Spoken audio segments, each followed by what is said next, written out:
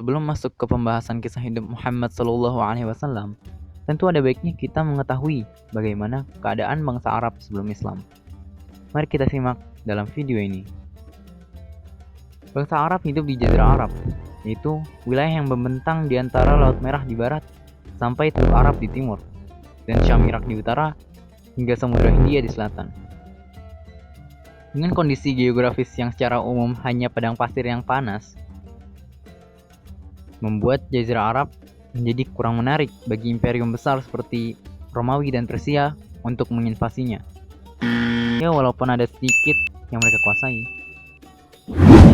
Bangsa Arab dibagi menjadi 3 golongan: Arab Ba'idah, Arab Aribah, Arab Musta'ribah.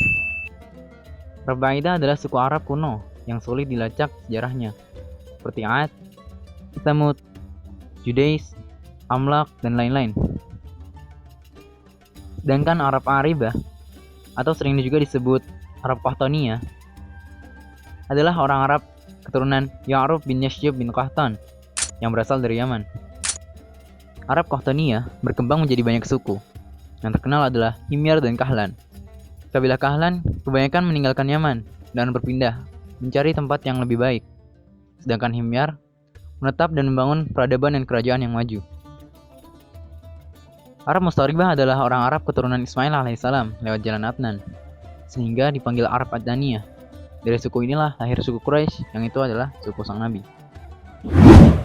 Mata pencaharian orang Arab didominasi perdagangan. Mereka kurang mengenal industri dan kerajinan. Mereka biasanya impor dari luar negeri. Mereka juga berternak, berladang, dan para wanita memintal benang. Ada 2 jenis kepemimpinan politik di Jazirah Arab waktu itu, yaitu raja bermahkota tapi tidak merdeka, dan orang tanpa mahkota tapi punya kuasa seperti raja. Contohnya adalah raja-raja Ghassan di Syam, yang bermahkota megah tapi hanya bawahan Kaisar Romawi. Juga ada raja-raja Hirah, yaitu suku Lakhem yang hanya menjadi bawahan Kisra Persia. Begitu juga di Yaman.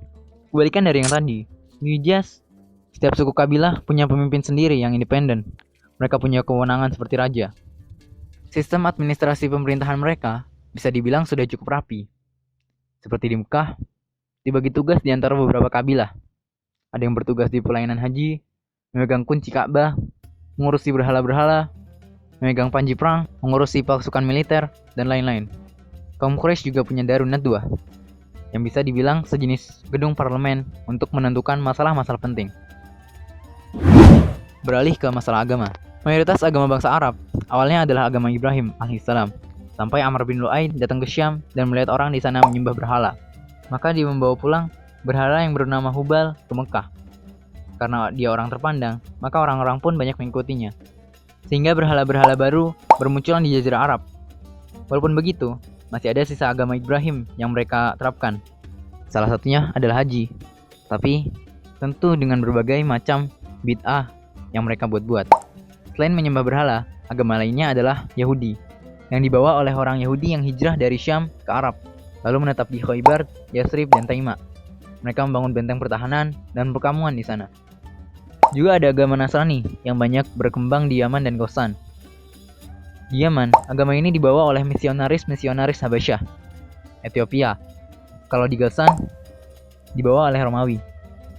Dari Persia ada agama Majusi, sehingga bangsa Arab yang berdekatan dengan Persia banyak menganut agama ini, seperti di kalangan bangsa Arab Irak dan Bahrain serta negeri-negeri Teluk.